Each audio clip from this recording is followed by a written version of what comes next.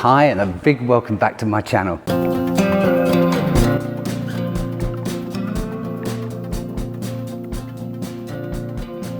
A tremendously big welcome back. Okay, why do I emphasize that? Let me tell you. 2 days ago, I came from Hong Kong to mainland China. Here's a quick clip of that journey.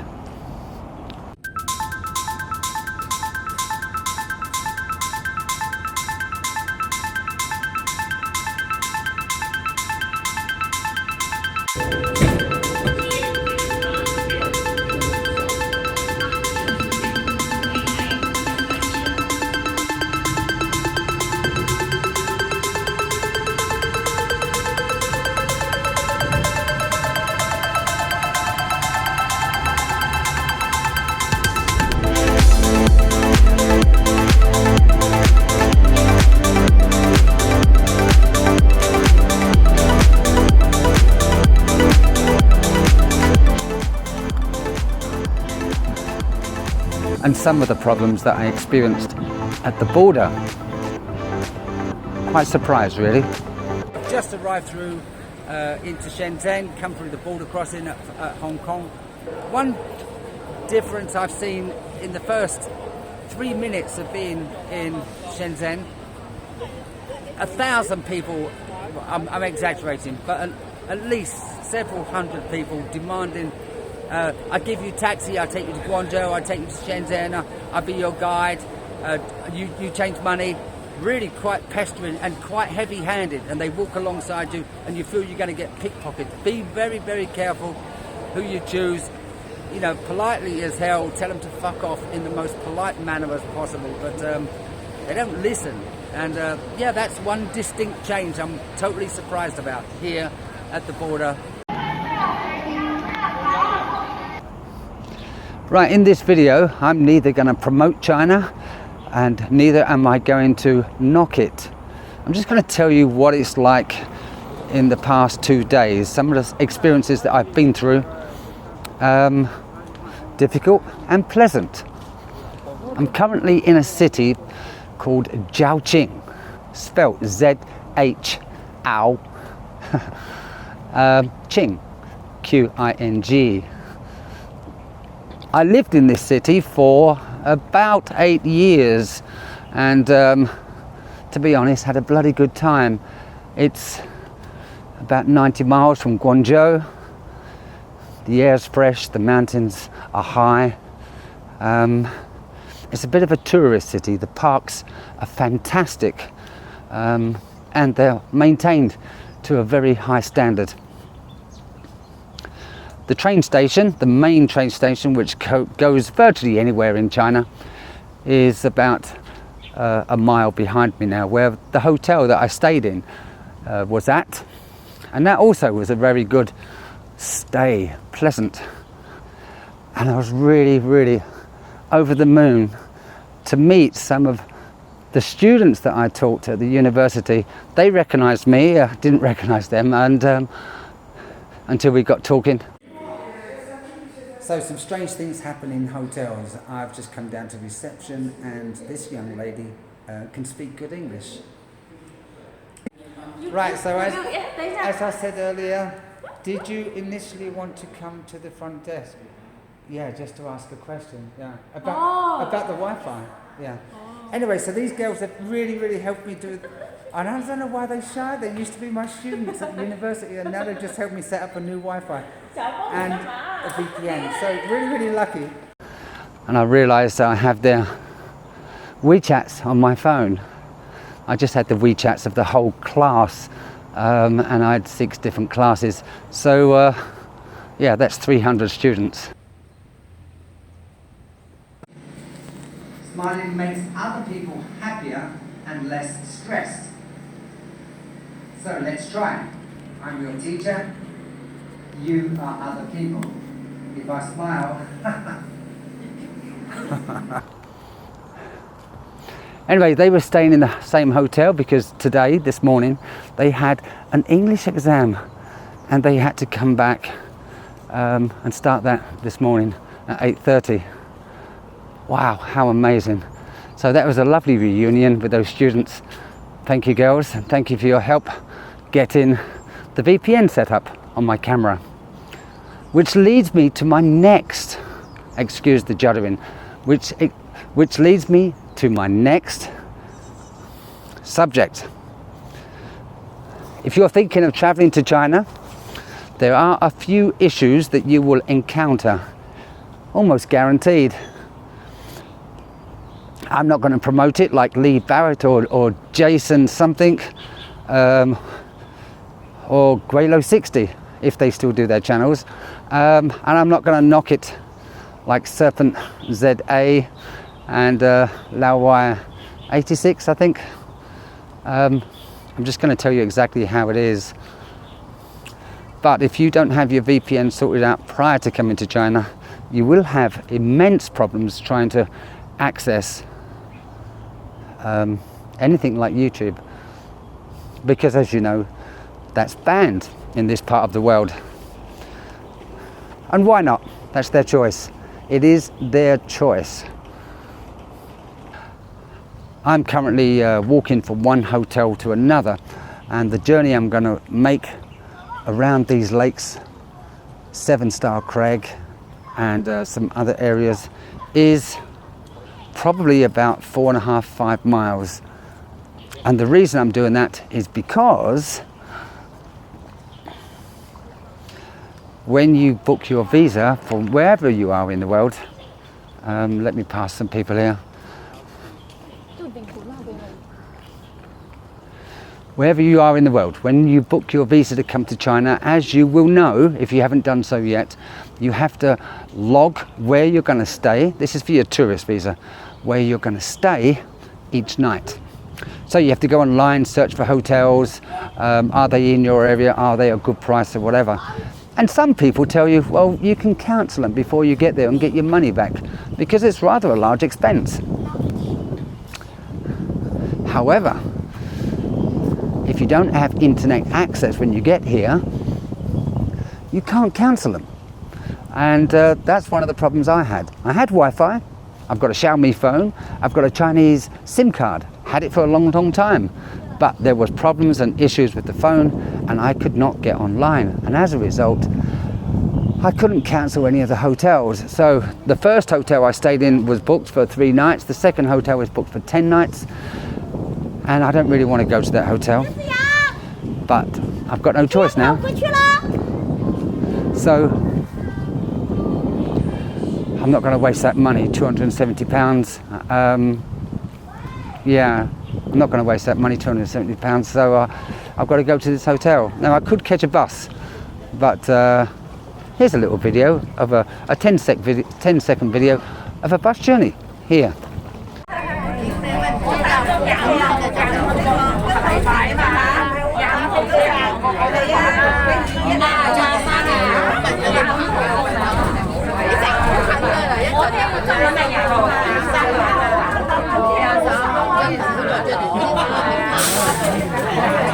And the noise of some people on the bus drives me crazy. Don't hate the country for it, just something about the public transport. Sometimes. So I've decided to walk. I've got time to kill. I've got about three hours before I'll check in, and it will probably take about 2 hours to walk around these lakes, and it is a long way. But I know this city like the back of my hand, literally do. I did so much hiking when I was here. I know how to get there. I know the shortcuts. Even the shortcut is still about 5 miles.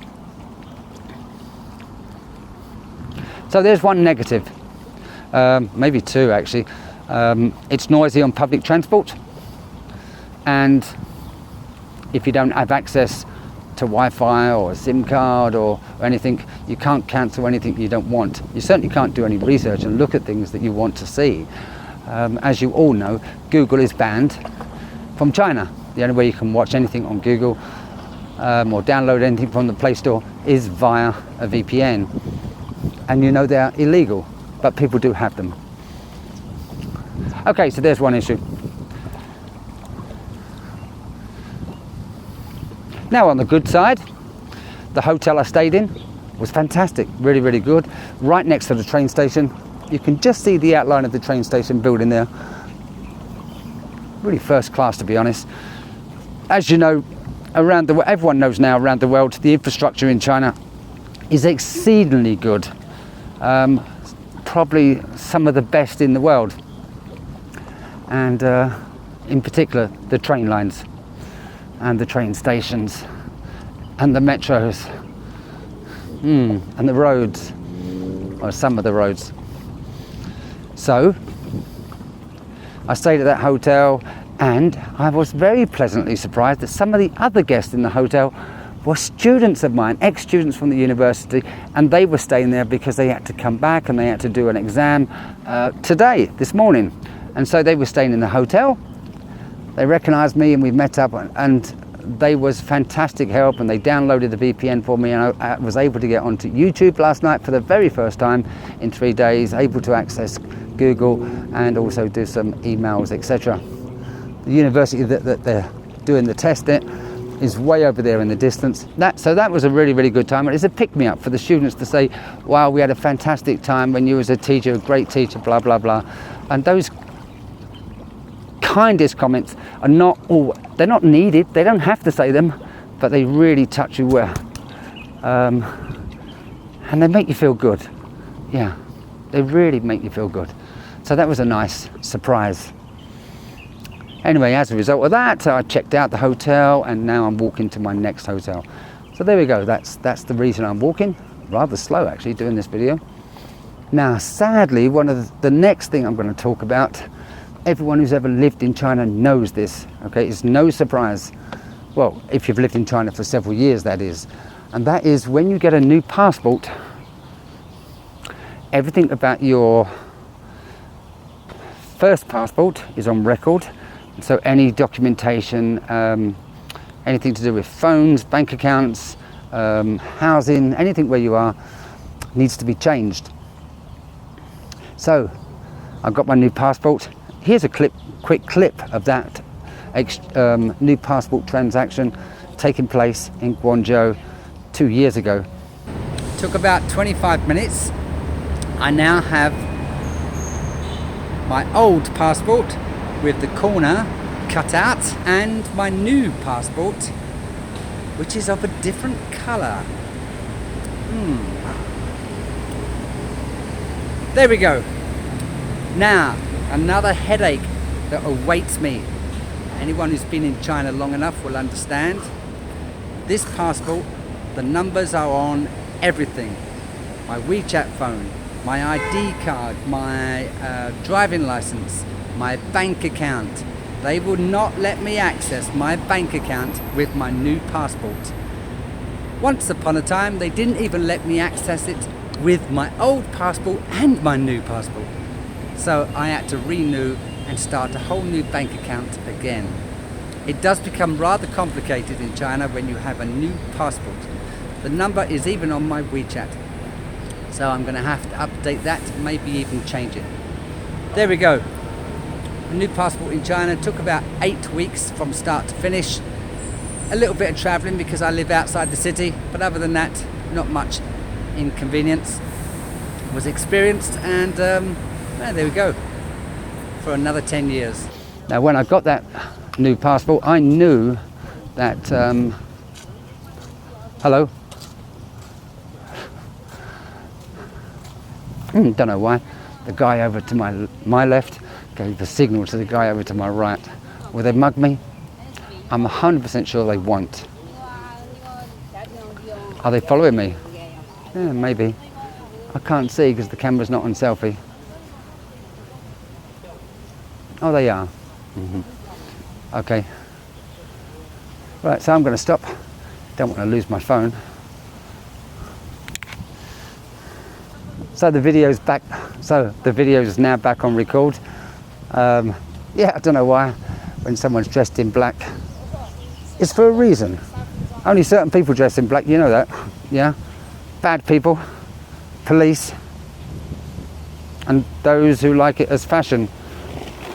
That's a lot of people, really. Well, I know those two lads are not police.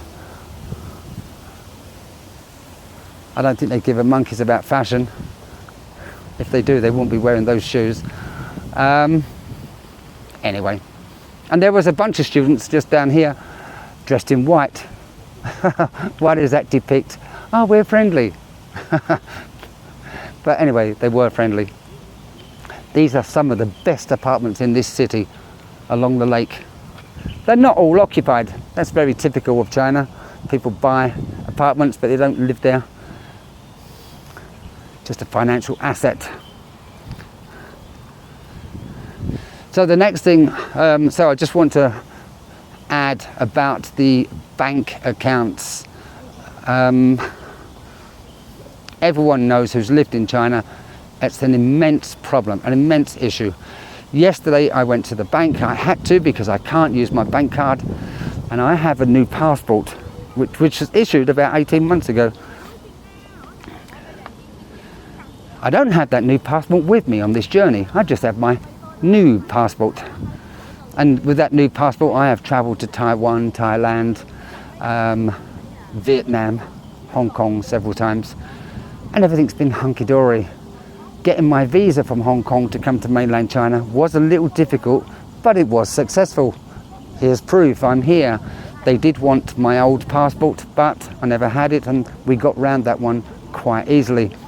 But the banks cannot get round that one quite easily. Although the bank knows 100% that it is me. I've got my new passport, I've got my Chinese driving license with my old passport details on it. I've got, I haven't got statements, but they didn't, I asked if they want statements from the police station where I got my visas from, which is just around the corner from the bank.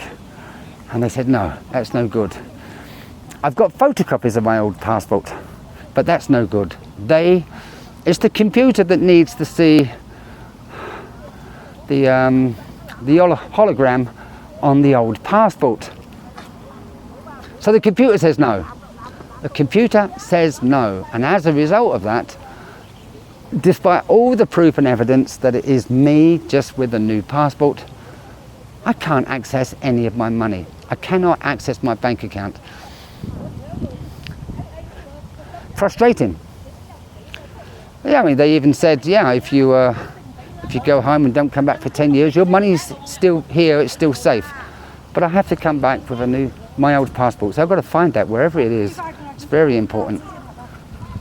So that is a tremendously big headache. Hello. Hello. Hi.